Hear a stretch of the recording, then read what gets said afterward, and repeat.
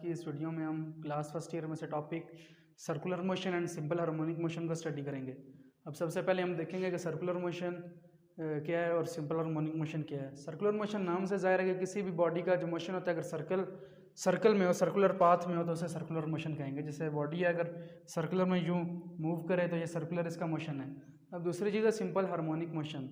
अभी हम simple harmonic motion को समझने के लिए एग्जांपल लेते हैं स्प्रिंग की।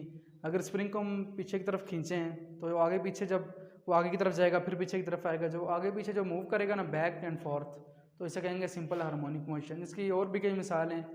और इस तरह जो कोई बॉडी अगर back and fourth and up and down move करे तो इसे सिंपल हार्मोनिक मोशन कहते हैं। अब ये टॉपिक हम जो पढ़ रहे हैं इसका मकसद क्या है पढ़ने का इस बुक में? इसका मकसद ये है कि हम देखेंगे कि क्या कोई ऐसी बॉडी है जो circular motion and simple harmonic motion एक ही टाइम पे परफॉर्म करे। अभी हम देखते हैं इस थ्योरी के जरिए। Let there be a body of mass m moving in a circle. Suppose करो एक बॉडी है, इसका मास m है, सर्कल में मूव कर रही है of radius r and with angular velocity omega, और एंगुलर वेलोसिटी ओमेगा उसकी जो मूव कर रही है। A light causes shadow of mass m। जो मास कोई भी मूव कर रहा है, इस तरह ऑब्जेक्ट है कोई भी, जिस तरह p है, इसका शेडो पर बनाती है ऑफ मास m का शेडो बनाती है ऑन वॉल पे बनाती है एग्जीक्यूटिंग सिंपल हार्मोनिक मोशन। ये सिंपल हार्मोनिक, इसका शेडो सिंपल हार्मोनिक मोशन करता है। यहाँ पर तो ऑब्जेक्ट खुद जब सर्कल में मूव करता है सर्कुलर मोशन खुद करता है, और जब इसका शेडो नीचे पड़ता है शेडो इसका सिंपल हार्मोनिक मोशन करता है। अब हम देखते हैं कैसे। अब ये ऑब्जेक्ट इस पॉइंट पे है जो P जिसका मास m है। अब यहाँ से जब ये सर्कुलर में मूव करेगा तो उसका सर्कुलर मोशन है। अब हम देखना चाहते हैं सिंपल हार्मोनिक मोशन करता कैसे है। अब इस पॉइंट से जब इस पॉइंट पे जाएगा ये, तो इसकी प्रोजेक्शन सबसे पहले होती है जो उसका साया, इसकी प्रोजेक्शन ये पॉइंट है। जब इस पॉइंट पे जाएगा तो इसकी प्रोजेक्शन ये होगी। जब हम यहाँ पे लाइट लगाएंगे या लाइट सोर्स, तो जो ये पॉइंट P है जो इस पॉइंट पे था, जो इसकी प्रोजेक्शन है वो हमें यहाँ पे नजर आएगी इस पॉइंट पे। फिर जब ये आगे मूव करेगा आगे की तरफ जाएगा तो हमें इस पॉइंट पे इसकी प्रोजेक्शन नजर आएगी। फिर यहाँ से आगे जाएगा उसी तरह हमें नीचे इसकी प्रोजेक्शन नज़र आएगी। फिर आगे जाएगा हमें उसके नीचे प्रोजेक्शन नज़र आएगी यहाँ पे भी, लेकिन ये हम वॉल पे देख रहे हैं, वॉल पे सिंपल हार्मोनिक मोशन करेगा। तो जब वापस इस पॉइंट पे आएगा यहाँ से आगे, तो इसकी हमें यहाँ पे नज़र आएगी, और फिर इसकी यहाँ पे हमें नज़र आएगी, फिर यहाँ पे नज़र आएगी। फिर इधर जब यहाँ पे आगे आएगा नीचे उस हिसाब से जब यहाँ पे आएगा इसका साया जो प्रोजेक्शन होती है इस पॉइंट पे, फिर जब यहाँ वापस यहाँ पे पहुँचेगा प्रोजेक्शन इस पॉइंट पे, फिर इस पे पहुँचेगा तो इस पॉइंट पे। यानी हमने देखा जब यहाँ से आगे की तरफ जाएगा यहाँ पे तो खुद तो सर्कुलर मोशन कर रहा है, लेकिन इसका जो लाइट लगा रहे हैं जो वॉल पे शेडो पड़ रहा है, ये पॉइंट्स के जब आगे गया तो प्रोजेक्शन जिसका साया था वो भी साथ साथ आगे गया, तो ये फॉरवर्ड मोशन कर रहा है पहले। फिर जब यहाँ से वापस आ रहा है यहाँ तक, तो इसके जो नीचे प्रोजेक्शन है पॉइंट्स प्रोजेक्ट जो साइंस के वो रिवर्स मोशन कर रहे हैं। तो ये जल्दी जब मूव करेगा तो ये फॉरवर्ड, यहाँ से इसके जो प्रोजेक्शन साए पॉइंट्स वो आगे की तरफ, इसका शेडो जो पड़ेगा लाइट का वो आगे की तरफ मूव करेंगे, और जब ये आगे यहाँ पे आएंगे तो इसके जो नीचे वाले साए पड़ेंगे ये बैकवर्ड मोशन करेंगे। तो ये forward and backward motion of इस ऑब्जेक्ट का जो है इसे हम सिंपल हार्मोनिक मोशन कहते हैं। अब हमें पता चल चुका है कि ये ऑब्जेक्ट कैसे सर्कुलर मोशन कर रहा है और कैसे सिंपल हार्मोनिक मोशन कर रहा है। इसको एक बार रिवाइज करते हैं। सर्कुलर मोशन तो ये सीधा सर्कल पाथ में कर रहा है, सर्कुलर पाथ में। अब सिंपल हार्मोनिक मोशन कैसे कर रहा है? ये इस पॉइंट पे है, इस पॉइंट पे आएगा तो इसका प्रोजेक्शन जो साया होता है जब लाइट लगाएंगे तो हमें इस पॉइंट पे नजर आएगा, इस वॉल पे, ये हो गया। फिर जब इस पॉइंट पे आएगा तो उसका हमें साया इस पॉइंट पे नजर आएगा, फिर इस पॉइंट पे आएगा, इस पॉइंट पे नजर आएगा, इस पॉइंट पे आएगा, फिर इस पॉइंट पे नजर आएगा। तो ये वॉल पे तो स्ट्रेट फॉरवर्ड मोशन कर रहा है। फिर जब इस पॉइंट पे आएगा इसका हमें इस पॉइंट पे इसकी प्रोजेक्शन साया नजर आएगा जब लाइट लगाएंगे। फिर इस पॉइंट पे आएगा, इस पॉइंट पे, इस पॉइंट पे, इस पॉइंट पे नजर आएगा हमें, फिर इस पॉइंट से इस पॉइंट पे। तो इस ये ऊपर जो पॉइंट्स नजर आए ये फॉरवर्ड मोशन कर रहे होंगे, फिर जो नीचे जो पॉइंट्स है जो वापस जो रिवर्स मूव करके जा रहा है ये बैकवर्ड मोशन कर रहे हैं। तो ये forward and backward motion is called simple harmonic motion. अभी हमने पढ़ा है, अभी हमें पता चल चुका है कैसे कर रहा है। अब यहाँ से अगर हम इसको मीन पॉइंट के साथ मिला दें तो, और इसकी प्रोजेक्शन क्या है, ये है मीन पॉइंट को का नाम दिया है, इसकी प्रोजेक्शन को नाम देते हैं क्यू का। अब जाहिर बात है जो सेंटर की तरफ कोई भी ऑब्जेक्ट जब सेंटर की तरफ डायरेक्टेड होता है, रुख किया होता है, तो उसकी सेंट्रीपिटल एक्सेलरेशन सेंटर की तरफ होती है AC। अब ये इसका y कंपोनेंट, तो ए वाई एक्सेलरेशन y कंपोनेंट का ये AX है, तो AX कंपोनेंट है ये एक्सेलरेशन का।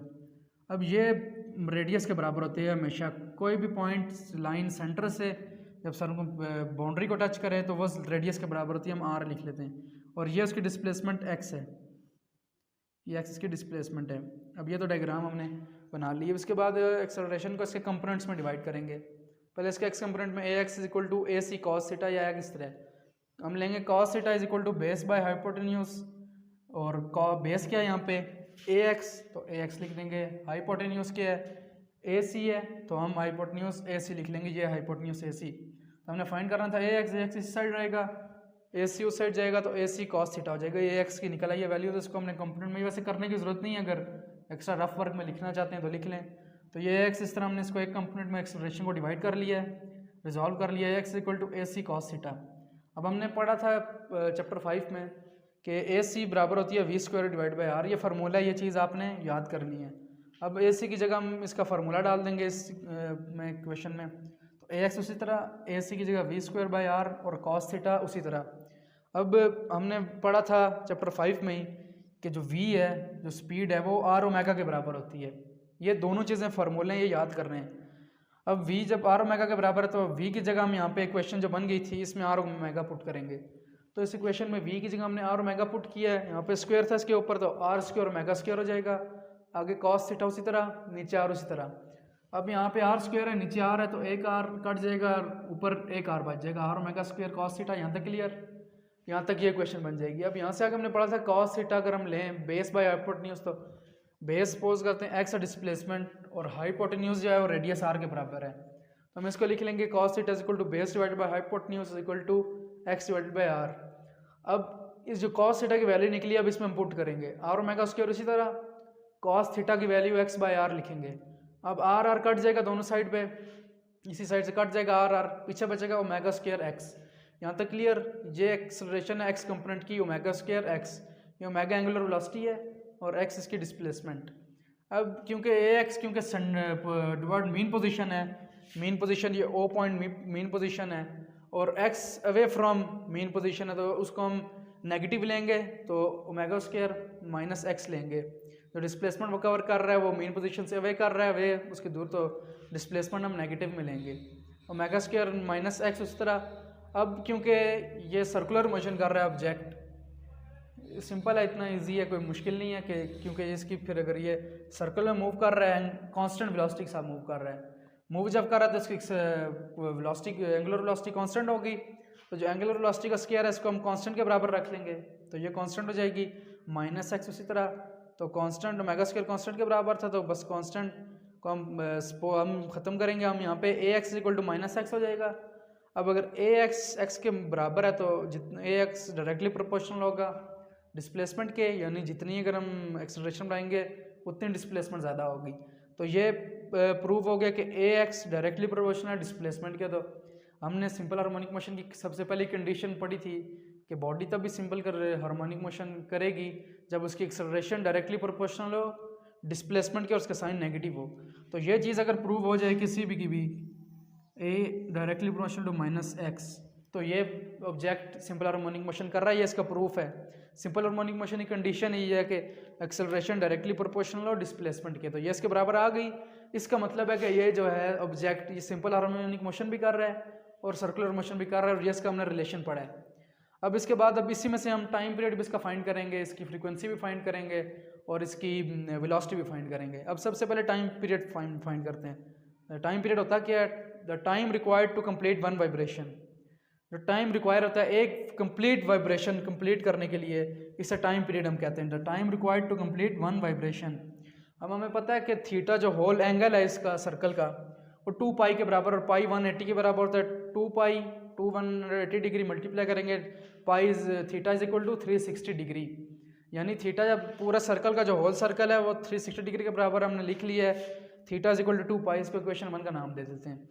अब हमने पढ़ा था चैप्टर 5 में एंगुलर वेलोसिटी की डेफिनेशन से कि angular velocity is equal to theta divided by time, ये इसका फार्मूला है।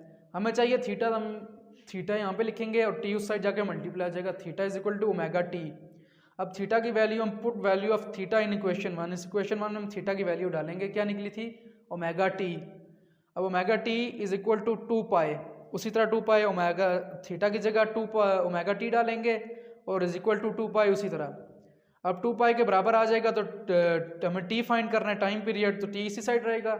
ओमेगा उस साइड जाके डिवाइड हो जाएगा, तो 2 पाई डिवाइडेड बाय ओमेगा, ये हमारा टाइम पीरियड निकल आया है। तो देखेंगे फ्रीक्वेंसी का, जैसा कि हमने 10th क्लास में फार्मूला पढ़ा है कि F is equal to 1 by time period, यानी रेसिप्रोकल ऑफ टाइम पीरियड। अब ये टाइम पीरियड की क्योंकि हमने पहले वैल्यू निकाल ली है 2 पाई बाई ओमेगा, तो इसकी जगह हम 2 पाई बाई ओमेगा पुट कर देंगे।